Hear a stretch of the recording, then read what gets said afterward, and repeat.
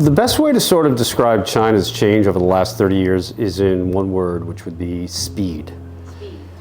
We, as foreigners especially, when we come here, the first thing, one of the first things I should say, that we find different is how quickly things move.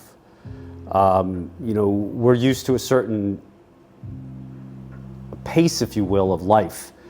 That is, normal life in America, what have you. And when you get to China, and again, this is even 30 years ago, we call it the speed of China. Things move quickly. Buildings get put up quickly. Everybody's trying to just move as fast as they can to make money, do business, be with their family, go on trips, what have you. It's just fast, fast, fast. It takes a little bit of getting used to. So that would be the first thing I would say. But if you were to timestamp and say, okay, 1995, 2025, 30 years, I would say the biggest difference is technology. And, if you think about it, when I arrived here, everybody was on bicycles. I was riding a bicycle back and forth when I was teaching at the university. Today, more and more people, I would say more than half, are driving electric vehicles. So you want to be able to sort of pick and choose and look around and see exactly what's changed. But you can look at everything from how everything we do today is on our phone. We talked about going and let's go see a wet market, a cai shishang. Why? I want to make lunch for you. I just go on an app.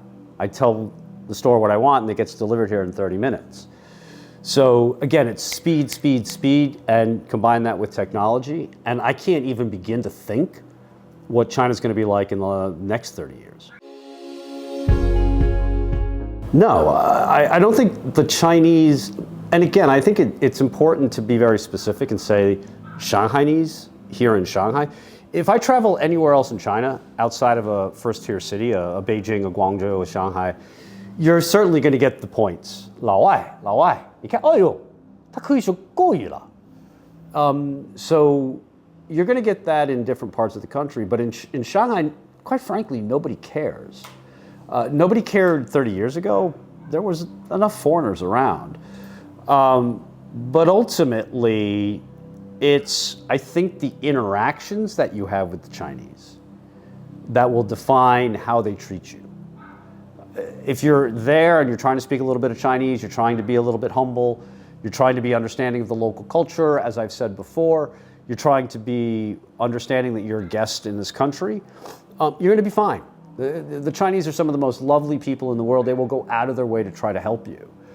If you are, as we refer to some, a 臭老外, like a smelly foreigner, if we do the literal translation, then you're going to have a really hard time because you're not finding a way to be able to connect with this culture.